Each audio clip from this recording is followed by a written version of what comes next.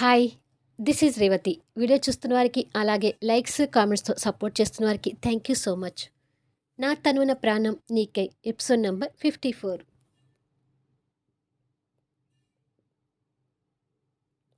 మైథిలి తినిపిస్తుంటే కళ్యాణ్ తృప్తిగా తినడం చూసి చెర్రీ కూడా సంతోషపడుతూ, మా డాడ్ విషయంలో ఈ మైథు మిస్ కాస్త మంచిదానిలాగానే ఉందే అని అనుకుంటాడు. కళ్యాణ్ టిఫిన్ తినడం పూర్తి చేసి, హమ్మయ్య! ఆకలి తీరింది మైథిలి అని అంటాడు.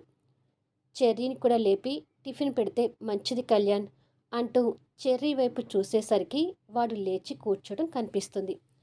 నువ్వెప్పుడు లేచావు నాన్నా అని అడుగుతాడు కళ్యాణ్. జస్ట్ ఇప్పుడే డాడ్ అంటాడు చెర్రీ. మైథిలి చెర్రీ దగ్గరికి వెళ్ళి బాబు తల నిమురుతూ, నువ్వు ఫ్రెష్ అయి వస్తే నీకు కూడా టిఫిన్ తినిపిస్తా చెర్రీ అని అంటుంది. నాకు వద్దు, నేను ఇంటికి వెళ్ళి టిఫిన్ చేస్తాను, కానీ మీరు మా డాడీకి మాత్రం పెట్టండి. పాపం మా డాడీకి నేను నైట్ సరిగ్గా తినిపించలేకపోయాను అని అంటాడు బాధగా చూస్తూ. నేను ఇప్పుడు బాగానే తిన్నాను చెర్రీ. మైతో మిస్ నీకు కూడా టిఫిన్ తినిపిస్తుంది, నువ్వు కూడా తిను నాన్న అంటాడు కళ్యాణ్. లేదు డాడ్, నాకిక్కడ తినాలనిపించడం లేదు అని అంటాడు. వాడికి తినిపించాలని ఆశపడ్డ మైథిలి నిరాశగా చూస్తూ ఉండిపోతుంది. ఈలోపు అర్జున్ కూడా వచ్చి, ఎలా ఉన్నావురా, నొప్పులు తగ్గాయా అని అడుగుతాడు కళ్యాణ్ వైపు చూస్తూ. కాస్త పర్వాలేదురా, నిన్నటి కంటే చాలా బెటర్ అంటాడు కళ్యాణ్. నీ కొడుకు మొండితనంతో ఇక్కడే ఉండిపోయాడు కదా, నేను జాగ్రత్తగా చూసుకున్నాడా అని అడుగుతాడు చెర్రీ వైపు కాస్త కోపంగా చూస్తూ. పాపం వాడి కళ్ళు చూడరా, నిద్ర లేక ఎలా ఎర్రగా మారిపోయాయో.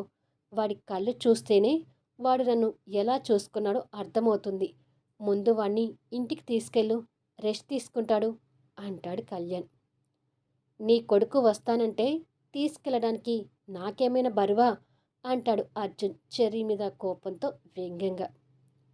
నాన్న చెర్రీ, నన్ను మైతు మిస్ చూసుకుంటుందిలేరా, నువ్వు ఇంటికి వెళ్ళి రెస్ట్ తీసుకో. నువ్వు ఇలా ఉంటే నాకు బాధగా ఉందిరా అంటూ కళ్యాణ్ రిక్వెస్ట్ చేస్తాడు. ఓకే డాడ్, నేను ఉన్నా కూడా మీకు సరిగ్గా భోజనం పెట్టలేకపోతున్నాను కదా అని బెడ్ దిగి మైథిలి వైపు చూస్తూ, మా డాడ్ని జాగ్రత్తగా చూసుకోండి మైతు మిస్ అని చెప్తాడు. చెర్రీ అలా అంటాడని ఊహించని మైథిలి సంతోషపడుతూ, జాగ్రత్తగానే చూసుకుంటాను చెర్రీ అని అంటుంది. చెర్రీ అంత పాజిటివ్గా మాట్లాడేసరికి కళ్యాణ్, అర్జున్ కూడా సంతోషపడుతుంటారు. తర్వాత చెర్రీ వాళ్ళ మామ దగ్గరికి వచ్చి, నేను బాగా అలసిపోయాను మామ, నన్ను ఎత్తుకొని తీసుకెళ్ళు అని ఆర్డర్ వేస్తాడు అల్లుడు. నిద్ర లేక కళ్ళు ఎర్రగా అయిపోయి వడబడిన అల్లుడు ముఖం చూడగానే మామ కూడా జాలిపడుతూ, నువ్వు ఇంత ముద్దుగా ఆర్డర్ వేస్తే ఎత్తుకోకుండా ఎలా ఉంటాను అల్లుడు అని చెప్పి అర్జున్ ఎత్తుకుంటాడు. అలాగే మా డాడ్ దగ్గరికి తీసుకెళ్ళు, మా డాడీని కిస్ చేసి వెళ్దాం అని అంటాడు. సరే అని చెప్పి అర్జున్ చెర్రీని ఎత్తుకొని కళ్యాణ్ దగ్గరికి వెళ్తే చెర్రీ కళ్యాణ్ బుగ్గన ముద్దు పెడతాడు. చెర్రీ తండ్రికి అలా ముద్దు పెడుతుంటే మైథిలి ఆశగా చూస్తూ ఉండిపోతుంది. కళ్యాణ్ కూడా నవ్వుతూ చెర్రీ నుదుటిన ముద్దు పెట్టి, బాయ్ నాన్న అని అంటాడు. బాయ్ డాడ్, నేను రెస్ట్ తీసుకొని సాయంత్రానికి మళ్ళీ వస్తాను అని చెప్తాడు. మళ్ళీ వద్దు నాన్న, ఈ హాస్పిటల్లో నీకేమైనా ఇన్ఫెక్షన్స్ తగిలితే నేను ఇబ్బంది పడాలి. పసిపిల్లలు హాస్పిటల్ ఉండటం మంచిది కాదురా.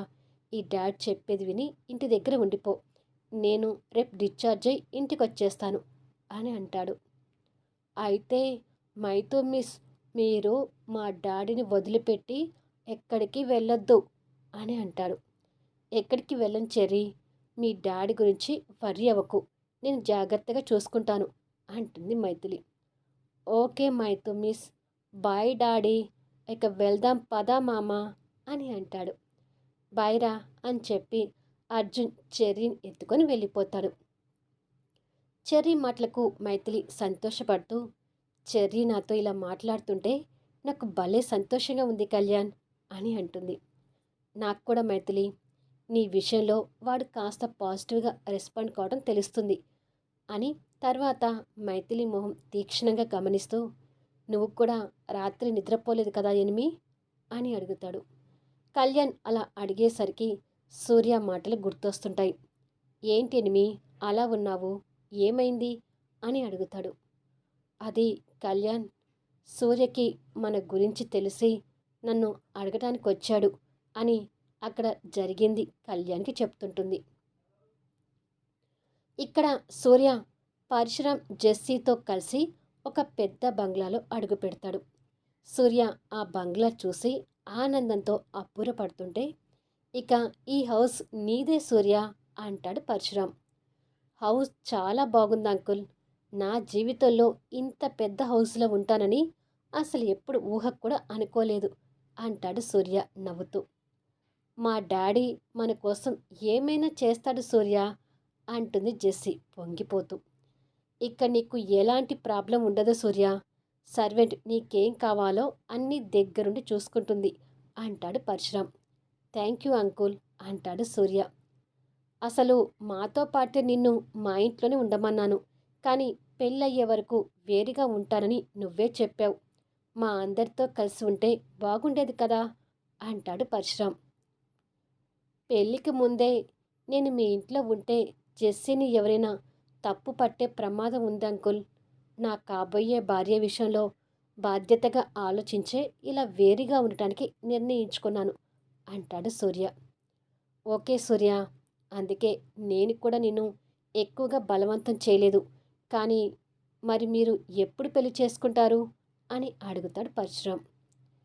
పెళ్ళి అనగానే సూర్య బాధపడుతూ రాత్రి మా అక్క మాటలు నన్ను చాలా డిస్టర్బ్ చేశాయి అంకుల్. అక్కకి మోహన్ గారితో పెళ్లి చేసి నేను జెస్సీని పెళ్లి చేసుకోవాలి అనుకున్నాను. కానీ అక్క నా మాట వినే పొజిషన్ దాటిపోయింది.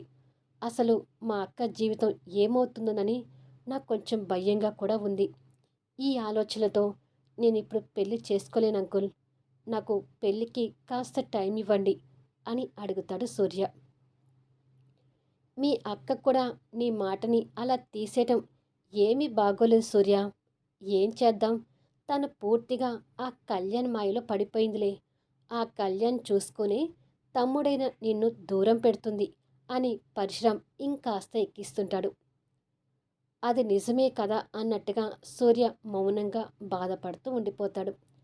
సరే సూర్య, నువ్వు అలా డిసప్పాయింట్లో ఉన్నావు కాబట్టి ఇక నేను కూడా మీ పెళ్ళికి బలవంతం ఏమీ చేయలేను. కానీ ఎల్లుండి మంచి రోజంట. నువ్వు కంపెనీ జనరల్ మేనేజర్గా బాధ్యతలు తీసుకోవటానికి సిద్ధంగా ఉండు అని అంటాడు పరశురాం. సరే అంకుల్ అంటాడు సూర్య. ఓకే జెస్సీ, నేను ఆఫీస్కి వెళ్తున్నాను. నువ్వు కాసేపు సూర్య దగ్గర ఉండి వచ్చేసాయి అని చెప్పి పరశురాం వెళ్ళిపోతాడు. జెస్సీ నవ్వుతూ ఇక్కడ మనిద్దరికీ ప్రైవసీ బాగా దొరుకుతుంది సూర్య అంటూ సూర్యని హక్ చేసుకుంటుంది.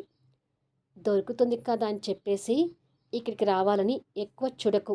నేను ఆఫీస్ వర్క్లో పడితే ఇక ఎక్కువగా ఆఫీస్లోనే ఉంటాను అంటాడు సూర్య.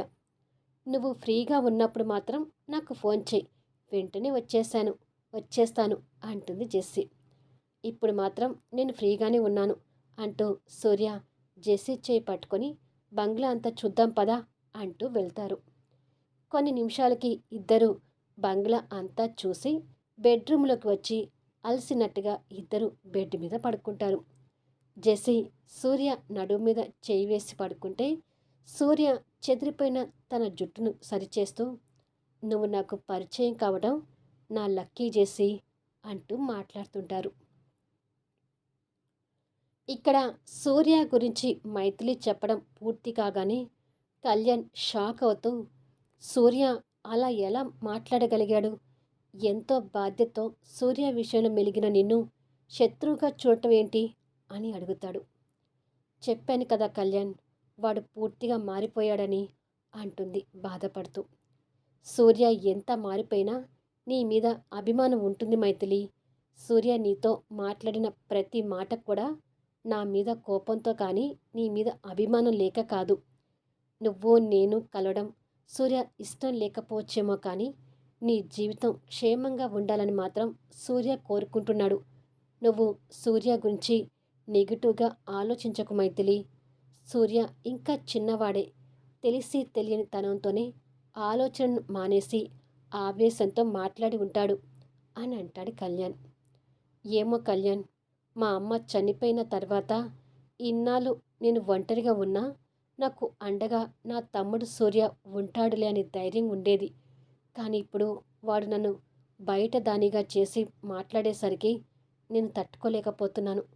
నేను పూర్తిగా ఒంటరిదాన్నని ఇప్పుడు అనిపిస్తుంది అంటూ కన్నీళ్ళు పెడుతుంటే కళ్యాణ్ బాధపడుతూ, నువ్వు ఒంటరిదానివి కావడం మైథిలి, నీకు నేను చెర్రీ ఉన్నాంరా. అయినా సూర్య ఏదో కోపంలో అలా అంటే ఆ మాటలు నువ్వు ఇంతగా పట్టించుకోవాలా అంటూ ఎడం చేత్తో తన కన్నీళ్ళు తుడిచి ఓదారుస్తూ తనని దగ్గరికి తీసుకుంటాడు. ఇక్కడ క్రాంతి కూడా రూమ్లో కూర్చొని సూర్యతో తనకు జరిగిన చేదు సంఘటనలు గుర్తు చేసుకుంటూ కుమిలిపోతుండగా, అమ్మ క్రాంతి అంటూ జ్యోతి లోపలికి వస్తుంది. తల్లి రావడం చూసి క్రాంతి కన్నీళ్ళు తుడుచుకొని, ఏంటమ్మా అని అడుగుతుంది. అదేంటి, ఇంకా ఆఫీస్కి రెడీ కాకుండా అలాగే ఉన్నావు అని అడుగుతుంది. సూర్య ఆలోచనతో టైం మర్చిపోయిన క్రాంతి అలారం చూసుకొని, అది ఏదో ఆలోచనలో ఉండి మర్చిపోయానమ్మా, ఇప్పుడే వెళ్ళి రెడీ అవుతాను అని చెప్పి కబోర్డ్లో తన బట్టలు తీసుకొని బాత్రూంలోకి వెళ్ళిపోతుంది. నిన్న సాయంత్రం క్రాంతి ఆఫీస్ నుండి వచ్చినప్పటి నుంచి ఏదోలా కనిపిస్తుంది ఏంటి, ఏమైంది దీనికి అని ఆలోచిస్తూ ఉంటుంది జ్యోతి. కొద్దిసేపటికి క్రాంతి రెడీ అయ్యి, ఇక నేను ఆఫీస్కి వెళ్తున్నానమ్మా అని అంటుంది. టిఫిన్ చేయకుండా వెళ్తానంటావేంటే అని అడుగుతుంది జ్యోతి. ఇప్పటికే చాలా టైం అయిందమ్మా, ఆ పరశురామ్ గారు ఆఫీస్కి వచ్చి ఉండాలి. ఆయన వచ్చాక కూడా స్టాప్ ఇంకా రాకుండా కనిపిస్తే సీరియస్ అవుతాడు. బస్సులు కూడా తొందరగా దొరుకుతాయో లేదో, నేను త్వరగా వెళ్ళాలి అని చెప్పి హడావిడిగా వెళ్ళిపోతుంది. ఇక్కడ పరశురామ్ క్రాంతి కోసం ఎదురు చూస్తూ, న్యూ ప్రాజెక్ట్ స్టార్ట్ అయిందని తెలుసు కదా, ఇంత లేటుగా వస్తే ఎలా అమ్మాయి అంటూ మేనేజర్ మీద ఎగురుతుంటాడు. దారిలో ఉందంట సార్, వస్తుందంట, నేను ఫోన్ చేశాను అంటాడు మేనేజర్. ఎదురుగా భాను కూడా నిలబడి, వెంటనే వచ్చేసింది సార్, రోజు ఎర్లీగానే వస్తుంది, ఈరోజు ఇంత లేటుగా ఎందుకు వస్తుందో తెలియడం లేదు అని అంటుంది. ఎక్స్క్యూజ్ మీ సార్ అంటూ క్రాంతి అప్పుడే లోపలికి వస్తుంది. ఏంటి క్రాంతి ఇంత లేట్ అని అడుగుతాడు పరశురామ్ సీరియస్గా చూస్తూ. సారీ సార్, నా పర్సనల్ కారణాల వల్ల లేట్ అయింది. ఇంకొకసారి ఇలా లేట్ కాకుండా చూసుకుంటాను అని రిక్వెస్ట్గా చెప్తుంది. నువ్వు వర్క్లో సిన్సియర్గా ఉంటావు కాబట్టి ఇలాంటి చిన్న చిన్న తప్పులకి నేను నిన్ను ఏమీ అనకుండా వస్తున్నాను. అది నువ్వు నీ అవకాశంగా తీసుకోకు. మరో 2 రోజుల్లో నాకు కాబోయే అల్లుడు ఆఫీస్ బాధ్యతలు తీసుకుంటున్నాడు. అతను వచ్చాక కూడా నువ్వు ఇలా లేటుగా వస్తే నిన్ను జాబ్లో నుంచి తీసేసిన ఆశ్చర్యపోవాల్సిన అవసరం లేదు అంటాడు పరశురామ్. సారీ సార్, ఇంకొకసారి ఇలా జరగకుండా చూసుకుంటాను అంటుంది క్రాంతి. ఓకే, ఒక కొత్త ప్రాజెక్టుని మన కంపెనీకి తీసుకొచ్చాం. అది డిలే అయితే మాత్రం దానికి పూర్తి కారణం నువ్వే అవుతావు, జాగ్రత్త అని అంటాడు. లేదు సార్, ఇన్ టైంలోనే పూర్తి అయ్యేటట్టు చూసుకుంటాను అంటుంది క్రాంతి. నీ మీద నాకు నమ్మకం ఉంది, ఆ నమ్మకాన్ని పోగొట్టుకోకు అంటూ ఫైల్ తనకిచ్చి, ఇక వెళ్ళండి అని అంటాడు. ఓకే సార్ అని చెప్పి వెళ్ళిపోతారు. తర్వాత పరశురామ్ కూర్చొని ఆలోచిస్తూ, కళ్యాణ్కి యాక్సిడెంట్ అయితే చూడకుండుంటే ఏం బాగుంటుంది అని నవ్వుకొని, సూర్యని తీసుకొని వెళ్ళి కళ్యాణ్ని చూసి వస్తాను అని అనుకొని ఆఫీస్ నుంచి వెళ్తాడు. పరశురామ్ బయటికి వెళ్ళిపోయింది భాను గమనించి వర్క్ చేసుకుంటున్న క్రాంతి దగ్గరికి వచ్చి, సెకండ్ హ్యాండ్ బైక్ గురించి చెప్పాను కదా, అది నేను చూశాను క్రాంతి, చాలా బాగుంది. రోజు ఆటోలో బస్సులో పడి ఇంత దూరం వచ్చే బదులు ఆ బైక్ తీసుకోవే అని అంటుంది. ఎన్నిసార్లు చెప్పాను, సెకండ్ హ్యాండ్ వస్తువులంటే నాకు ఇష్టం ఉండదని అంటుంది క్రాంతి. అబ్బా, నువ్వొక్కదానివి. ఇలా ఆలోచించే వాళ్ళకే సెకండ్ హ్యాండ్ మొగుడు దొరుకుతాడంట. వన్ సైడ్ లవ్ అని చెప్పి ఒక అతన్ని ప్రేమిస్తున్నావు కదా! అతన్ని సెకండ్ హ్యాండ్ ఏమో. బహుశా అతని మనసులో ఇంకా ఎవరైనా ఉన్నారేమో చూసుకో అని అంటుంది భాను. అది వినగానే క్రాంతి గుండెలో బాంబు పేలినట్టుగా ఉంటుంది. ఆ మరుక్షణమే తన కలలో పటాపటా నీళ్లు కారుతుంటాయి. భాను అనదే నిజమని క్రాంతికి తెలిసినప్పుడు పాపం క్రాంతి పరిస్థితి ఏంటో మరి. ఈ వీడియో ఎలా ఉంది అనేది కామెంట్స్లో తెలియచేయండి. అలాగే లైక్స్ ఇచ్చి సపోర్ట్ చేయండి. మళ్ళీ నెక్స్ట్ వీడియోలో కలుద్దాము.